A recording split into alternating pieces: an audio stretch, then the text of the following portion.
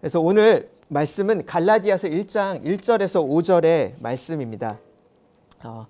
이제 갈라디아서 1장 1절에서 5절의 말씀을 저희가 같이 읽을 거고 제가 읽어드리겠습니다. 저는 이제 그 우리말 성경에서 이제 온누리교회에서 많이 쓰는 우리말 성경을 읽어드릴 텐데 여러분은 편하신 버전을 보시면 돼요. 많이 쓰시는 개역 개정을 보셔도 되고 여러분이 읽고 있는 쉬운 성경이 있다면 그거를 보셔도 되고 저는 오늘 우리말 성경에서 갈라디아서 1장 1절에서부터 5절을 읽어드리도록 하겠습니다. 사람들에게서 난 것도 아니요 사람으로 인해 된 것도 아니요 오직 예수 그리스도와 그분을 죽은 사람들 가운데서 살리신 하나님 아버지로 인해 사도가 된 나 바울과 나와 함께 있는 모든 형제들이 갈라디아에 있는 교회들에게 편지를 씁니다. 하나님 우리 아버지와 주 예수 그리스도의 은혜와 평강이 여러분에게 있기를 빕니다.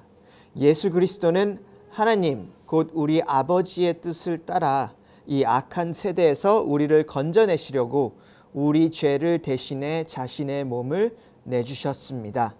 하나님께 영광이 영원 무궁하기를 빕니다. 아멘. 이제 저희가 함께 이제 갈라디아서 말씀을 읽을 텐데 갈라디아서 말씀을 읽을 때 이 편지를 읽을 때 우리가 발견하게 되는 한 가지가 있습니다. 이게 바울이 쓴 여러 가지 편지 중에 하나인데 하나는 갈라디아서가 굉장히 불친절한 톤을 가지고 있어요. 아까 말했던 것처럼 자유함이라는 주제를 가지고 이야기를 하는데 굉장히 불친절한 게 느껴질 때가 있어요. 그리고 읽다 보면은 굉장히 깜짝 놀라게 되는 거친 표현들도 나옵니다. 그래서 그거를 미리 제가 알려드리려고 해요. 근데 그런 것들을 보면서 우리가 알게 되는 것은 이제 바울이 가치가 있다고 생각하는 것, 바울이 중요하게 생각하는 것과 우리가 중요하게 생각하는 거가 조금은 다르다라는 거예요. 왜냐하면 예를 들면은 다른 그 고린도 교회에서 쓴 편지를 보면은 이제 고린도 교회는 여러 가지 문제들이 있었거든요. 어떤 성적인 문제들 그리고 교회에서 흔히 생각하는 그런 뭐 정치적인 문제들, 막 서로 교회 사람들끼리 고발하고 이렇게 파벌이 날리고 우리가 흔히 생각하는 여러 가지 문제가 있는 교회에 대한 그 편지를 쓰는 바울의 편지를 보면은 그럼에도 불구하고 시작할 때 굉장히 격려함으로 시작해요. 여러 가지를 격려하고 너가 이러면 안 되지. 굉장히 사랑이 가득 담겨 있는 톤으로 시작을 합니다. 그런데 오늘 우리가 읽은 갈라디아서를 보면은 굉장히 차가운 톤으로 특별히 이제 그 다음 구절들을 읽게 되면은 바로 본론으로 들어가면서 여러 가지 그런 이야기를 합니다. 우리가 아는 것은 우리가 그거를 통해서 알게 되는 것은 바울이 생각했던 중요한 것, 정말로 바울이 중요하게 생각했던 것이 복음에 대한 문제라는 겁니다. 그리고 오늘 갈라디아서를 쓰는 이유가 이 갈라디아의 교인들이 경험하고 있던 마주했던 문제가 복음에 대한 문제였기 때문에 바울이 정말로 이런 톤을 가지고 그렇게 시작을 합니다. 그리고 오늘 우리가 갈라디아서를 읽으면서 그리고 1절에서 5절부터를 읽으면서 우리가 복음에 대해서 알게 되는 것 중에 한 가지는 복음이 스스로를 건져내는 노력으로부터 돌아서서 하나님께서 우리를 건져내시는 것을 의지하라는 메시지인 겁니다. 우리가 흔히 생각하는 복음의 메시지에서 어떻게 보면은 조금 의외일 수도 있어요. 갈라디아서를 읽어보면은 우리가 흔히 생각하는 죄로부터 회개하라 라는 메시지가 많이 보이지 않습니다. 대신에 우리가 계속해서 읽고 또 오늘도 읽게 되는 메시지는 너희 스스로를 구원하려는 것, 스스로를 건져내려는 것부터 돌아서라 라는 그 메시지를 계속해서 바울이 이야기하고 또 오늘 그 말씀에서도 우리가 듣게 될 겁니다. 그래서 오늘 갈라디아서 1장 1절 5절 바울의 인사예요. 우리가 흔히 인사를 건널뛸 때가 많이 있는데 이 인사를 보면서 두 가지 측면을 보려고 해요. 복음에 대해서. 첫 번째는 복음의 근원이 무엇인지, 복음이 어디로부터 왔는지에 대해서 우리가 볼 거고 그 뒤로는 두 번째로는 복음의 목적이 무엇인지에 대해서 우리가 한번 볼 수 있을 것 같습니다. 그래서 복음의 근원이 무엇이냐? 1절, 2절을 보면은 이렇게 시작합니다. 바울이 인사를 해요. 사람들에게서 난 것도 아니요, 사람으로 인해 된 것도 아니요, 오직 예수 그리스도와 그분을 죽은 사람들 가운데서 살리신 하나님 아버지로 인해 사도가 된 나 바울과 나와 함께 있는 모든 형제들이 갈라디아에 있는 교회들에게 편지를 씁니다. 이제 그리스도와 로마 시대에 쓰여진 편지들을 보면 항상 시작과 끝에 그런 표현들이 있어요. 누구로부터 보내지는지, 그리고 누구에게 보내는지, 그리고 이 간단한 문안의 인사. 우리 삶에서도 약간 그런 서식들이 있어요. 예를 들면 직장에서 일하시는 분들은 공문들을 보내실 때 항상 쓰는 표현이 있습니다. 그 기화와 귀사의 무궁한 발전을 기원합니다. 항상 이메일을 쓸 때 그렇게 공문을 보내요. 아니면 편지를 쓸 때 예전 어른들은 친애하는 누구누구에게 라고 이렇게 하면서 편지를 시작합니다. 그리고 이 그리스 로마 시대 때 쓰여진 모든 편지들을 보면 그렇게 항상 시작을 해요. 누가 누구에게.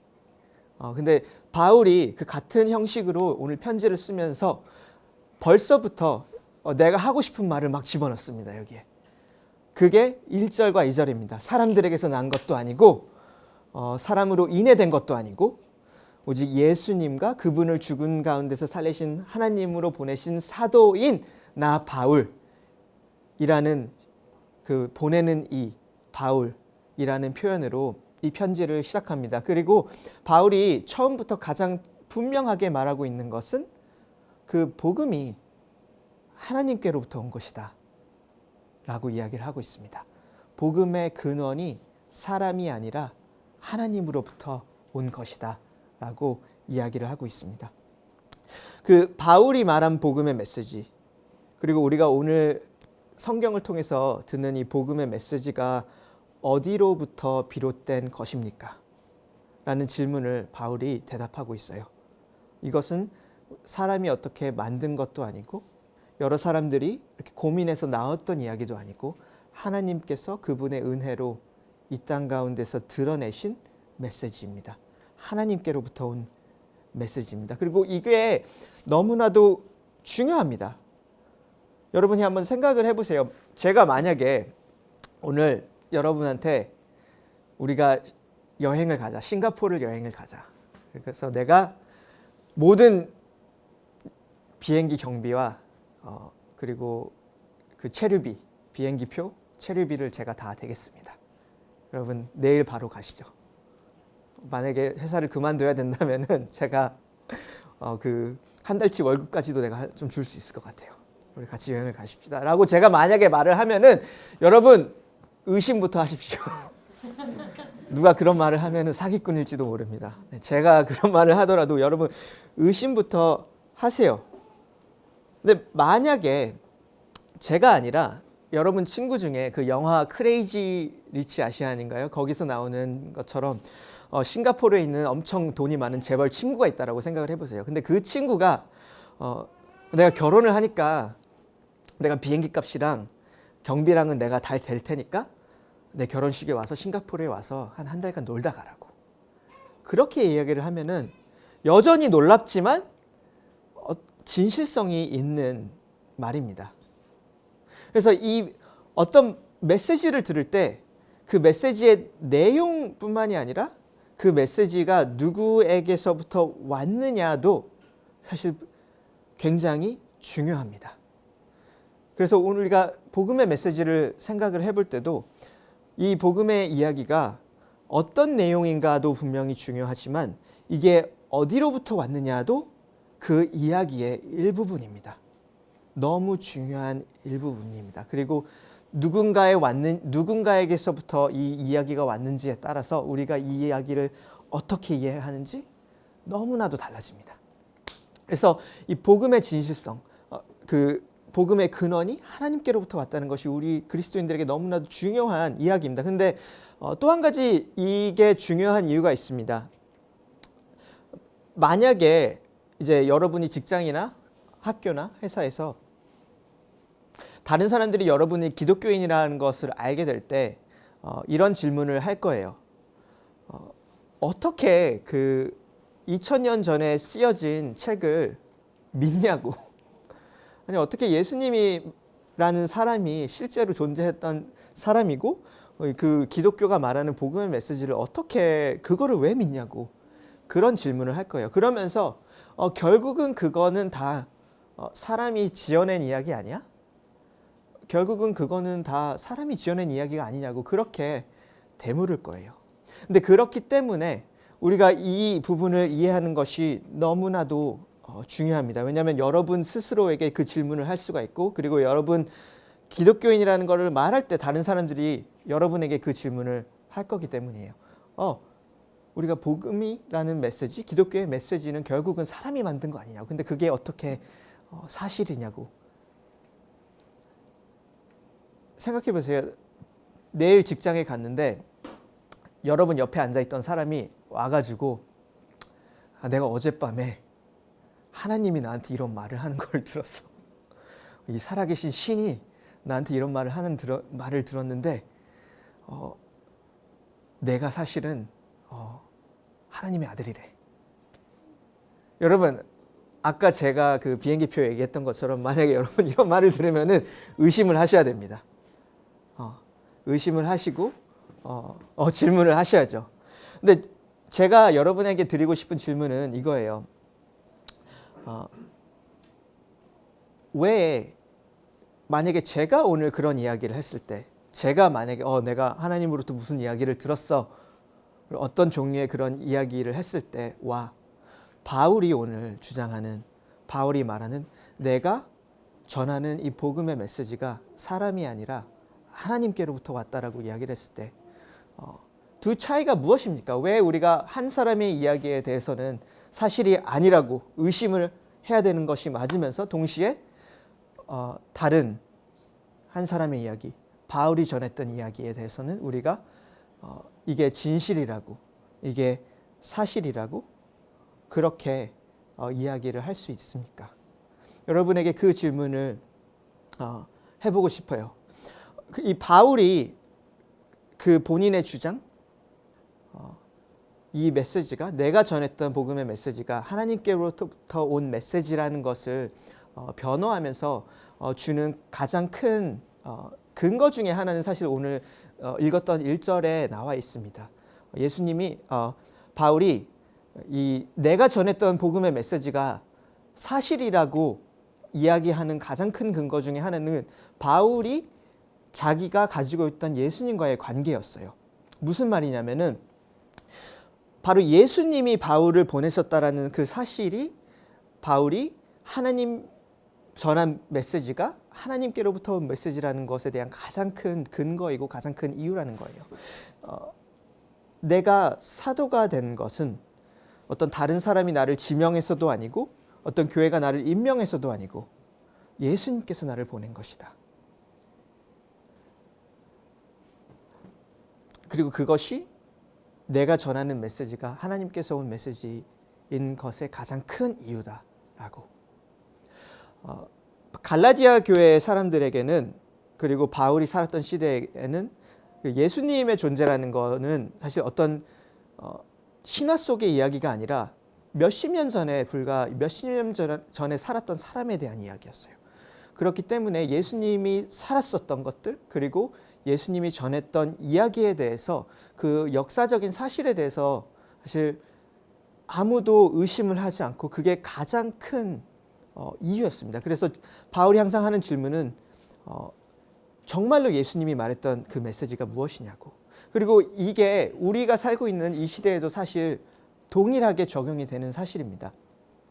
우리가 믿는 이 메시지의 가장 그 근거가 되는 이유는 우리의 경험이나 아니면 우리의 어떤 개인적인 경험뿐만 아니라 그것도 중요하지만 역사적으로 2000년 전에 예수님이라는 사람이 존재하셨던 사실과 그리고 그분이 전하셨던 이야기 그리고 그분이 전하셨던 메시지 그리고 그것이 우리가 복음의 이야기를 진실성이 있다라고 이야기하는 가장 큰 이유 중에 하나입니다.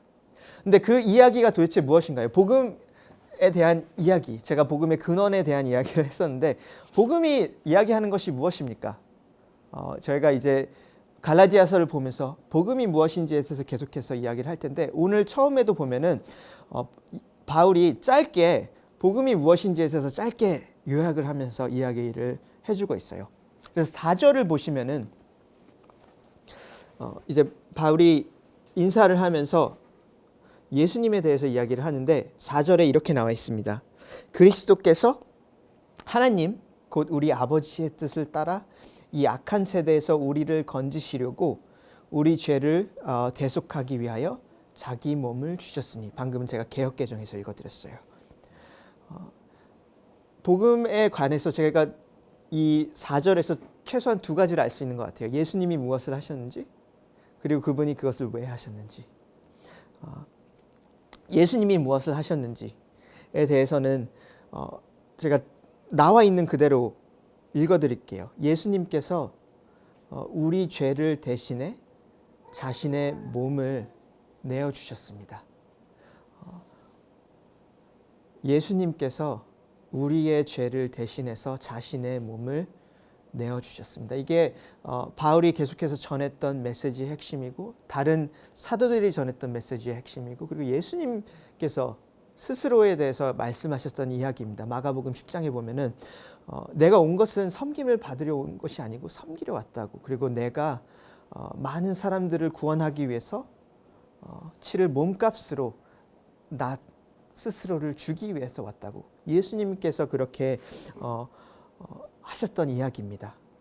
하지만 많은 경우에 이 이야기가 너무 의미 없게 들릴 때가 많이 있어요. 사실 여러분 어느 교회를 가도 이 이야기에 대해서 들을 거예요. 어느 교회를 가도 예수님께서 우리 죄를 위해서 죽으셨습니다라는 이야기를 들을 거예요. 그리고 우리가 교회를 다니면서 많이 들어본 이야기입니다. 하지만 이게 우리 마음 가운데 전혀 아무렇지 않게 느껴질 때가 많이 있어요. 머리로는 이해하겠는데 그래서 도대체 그게 내 삶과 도대체 무슨 관련이 있지? 라고 솔직하게 질문을 할 때가 있습니다.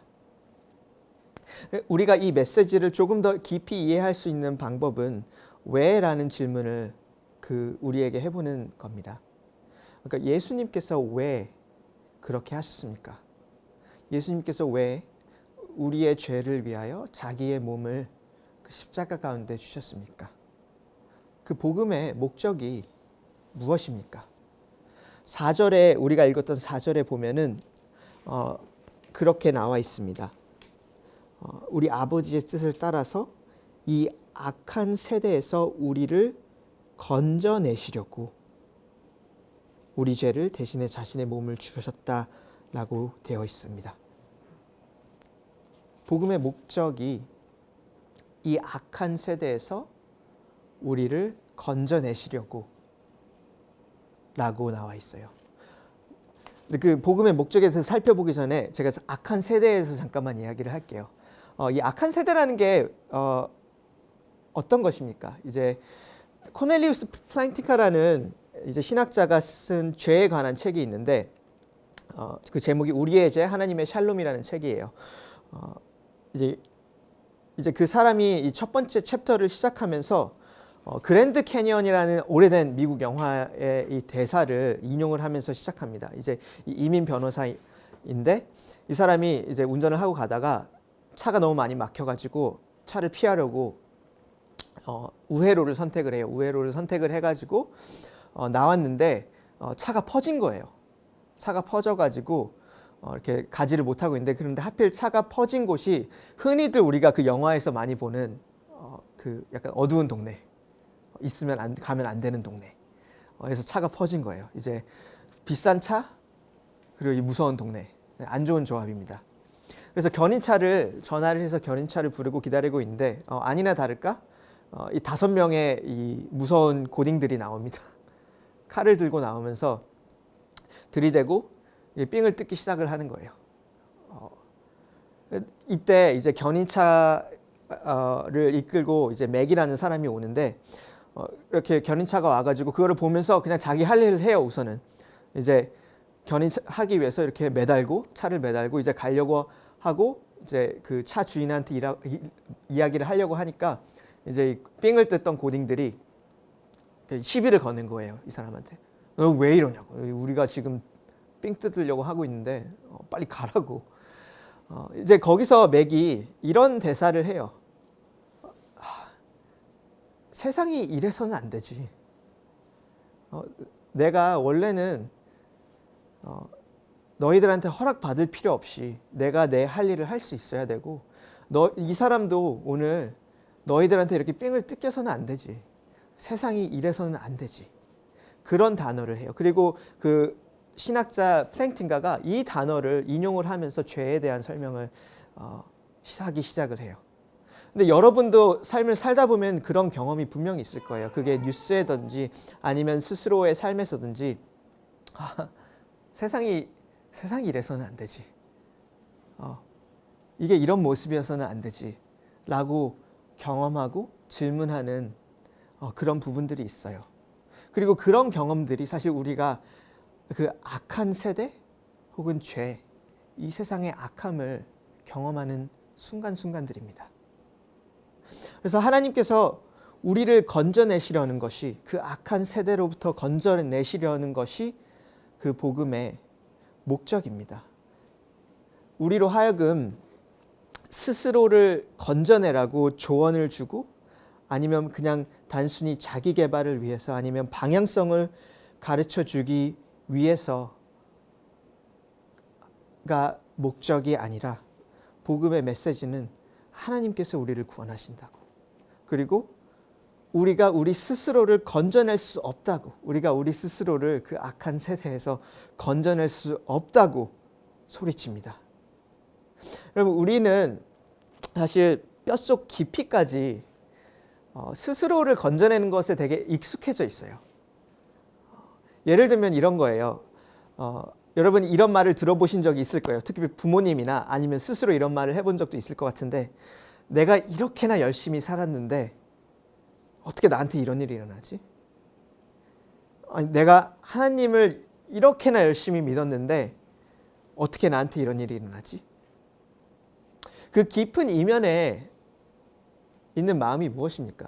누군가 그런 말을 할 때, 우리가 그런 생각을 할 때, 그 이면에 있는 말은 내가 이렇게 열심히 하면은 내 삶에 그만한 보상이 있어야지라는 기대가 있는 거예요. 내가 이렇게 열심히 살면은 내 삶이 잘 풀려야지 라고 생각을 하는 거예요. 내가 하나님을 이만큼 열심히 믿으면은 내 삶이 그만큼 잘 돼야지 라는 그런 믿음이 있는 겁니다. 내가 내 스스로를, 나의 열심으로 내가 내 스스로를 건져내야 되겠다. 그리고 건져내겠다는 그런 몸부림이고 그런 믿음입니다. 우리가 그 악한 세상을 경험할 때 그런 하나님으로부터 온 복음이 아닌 그 다른 것에 매달릴 때가 있지 않습니까? 다른 복음에 매달릴 때가 있지 않습니까? 그러니까 우리 스스로를 건져내려는 그런 시도들이 얼마나 많아요. 예를 들면 우리가 깊은 외로움을 경험할 때 많은 사람들이, 그리고 우리 스스로가 누군가 사랑하는 사람을 만나고 연애를 하고 결혼을 하면은 이 깊은 외로움이 채워질 수 있을 거라고 생각을 해요. 그리고 그것을 쫓아갑니다. 근데 하지만 많은 결혼, 그 관계, 우리가 그 마지막에 끝에 마주하는 것은 실망과 혹은 실패. 그 실망과 실패를 경험해요.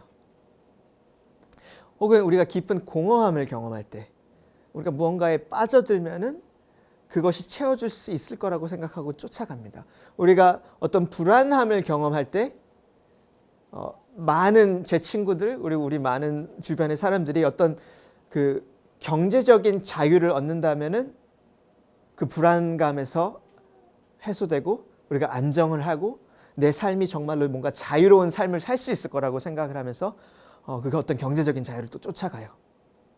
근데 항상 그 끝에는 실패 혹은 실망, 그것이 우리를 마주하고 있고 우리가 그것을 경험합니다. 복음의 메시지는 우리가 우리 스스로를 건져낼 수 없다고 항상 소리칩니다. 그리고 그것뿐만 아니라 우리로 하여금 스스로 건져내려는 노력을 하지 말라고 스스로를 그렇게 건져내려는 노력을 하지 말라고 그렇게 소리칩니다. 우리의 죄가, 우리가 마주하고 있는 문제가 우리가 생각하는 것보다 훨씬 더 큰 문제이고, 그리고 우리가 경험하는 악한 세상이 우리가 생각하는 것보다 훨씬 더 악한 세상이라고 그렇게 이야기를 합니다. 이런 모습이에요. 여러분이 만약에 깊은 물에 빠져서 허우적거리고 있는 사람을 볼 때, 아니면 본인이 허우적거리고 있다라고 생각을 했을 때, 그 사람한테 수영 매뉴얼을 던져주는 것이, 그래서 수영 매뉴얼을 던져주면서 빨리 배워, 빨리 수영을 배워서 빨리 빠져나와 라고 하는 것이 도움이 됩니까? 아니면은 밧줄을 던져주면서 그 사람을 끌어내주는 것이 이렇게, 그것이 그 사람을 살려주는 길입니까? 이제 많은 분들이 기독교의 핵심이 그건 줄 알아요. 기독교의 핵심이 하나님을 사랑하라고, 그리고 이웃을 사랑하라고 하는 그 매뉴얼을 이렇게 물에 빠지고 있는 사람한테 빨리 줘서 매뉴얼을 빨리 읽고 빨리 배우라고, 그리고 그렇게 빨리 빠져나오라고. 많은 사람들이 기독교의 메시지가 그런 종류의 메시지인 줄 알고 있어요. 물에 빠지고 있는 사람에게 수영 매뉴얼을 던져주는 그런 종류의. 근데 물에 빠져 죽는 사람에게 수영 매뉴얼을 던져주는 것은 죽음을 뜻합니다. 사실 그 사람 보고 죽으라고 하는 거예요. 동일한 같은 이유로 우리가 가장 깊은, 우리 안에 가장 깊은 문제들, 그 죄의 문제들, 그 세상의 악함의 문제들을 대할 때 그 문제가 해결되지 않는 이들에게 그냥 이 좋은 매뉴얼을 던져주면서 너가 하나님을 사랑해라, 그리고 이웃을 사랑해라 라는 것은 사실은 죽음을 뜻합니다. 그러나 복음이 또 한 가지 우리에게 전해주는 메시지는, 우리가 우리 스스로는 우리를 건져낼 수 없지만 하나님께서 우리를 건져내신다는 그 메시지입니다. 예수님께서 이 땅 가운데서 오셔서 하신 일은 그냥 우리에게 매뉴얼을 던져주신 것도 아니고, 심지어 그냥 밧줄을 던져주신 것도 아닙니다. 이걸 잡고 너가 나오면 살아날 수 있다라고 그냥 밧줄을 던져주신 것도 아닙니다. 굳이 비유를 하자면은 그분은 그냥 물 한가운데로 뛰어드셔서 우리를 건져내시고 우리를 밀어내시고 우리를 대신해서 그 물 아래로 가라앉으셨습니다. 우리가 우리 죄를 때문에 있어야 할 자리에 그분께서 대신하셨고 우리의 죄를 대신하여서 내어주셨습니다. 우리가 받아야 할 죄의 결과를 대신 받으셨습니다. 그게 누가복음에서 예수님께서 내가 의인을 부르러 온 것이 아니요 내가 죄인을 부르러 왔다라고 하신 그런 이야기입니다. 그래서 복음을 믿는다라는 것은, 예수님을 믿는다라는 것은 이런 의미입니다. 우리가 우리 스스로를 계속해서 그 외로움, 불안함 혹은 어려움들, 우리 스스로를 계속해서 그 악한 세대에서부터 건져내려는 것들을 우리가 그것을 할 수 없다는 것을 인정을 하고, 내가 그 가운데에서 내가 정말로 필요한 것을 찾을 수 없다는 것을 인정을 하고, 나를 건져내시는 예수님을 신뢰하고 그분이 나를 건져내실 수 있도록 신뢰하고 나를 내어드리는 것, 그것이 기독교가 말하는 복음의 메시지입니다. 그렇기 때문에 복음은 처음에 우리가 기독교인이 될 때 예수님 믿고 그 다음부터는 내가 열심히 살아야지 라고 말하는 종교가 아니라, 이제는 내가 그리스도인이니까 내가 열심히 잘 살아야지가 아니라 매일매일 나를 건져내시는 그 예수님의 은혜를 경험하고 매일매일 나를 건져내시는 그 예수님을 신뢰하는, 그리고 그분의 건져내심, 그분의 의로우심, 그분께서 우리에게 주시는 의로우심을 의지하고 경험하는, 그것이 기독교가 말하는 복음의 메시지고 그것이 기독교가 말하는 믿음입니다. 그래서 여러분, 우리가 함께 저희가 같이 예배하면서 모이면서 계속해서 이것을 기억을 했으면 좋겠어요. 여러분이 그냥 죄에서부터 회개하는 것에 대한 생각뿐만이 아니라 우리가 우리 스스로를 구하려는 그 노력들, 우리 스스로 나의 스스로의 의로움을 의지하는 것부터 그것들로부터 우리가 회개하고 예수님의 의로움을 의지하고 예수님의 건져내심을 우리가 의지하기를 소망합니다. 우리 시간에 같이 기도하면서 예배 시간을 마치도록 할게요.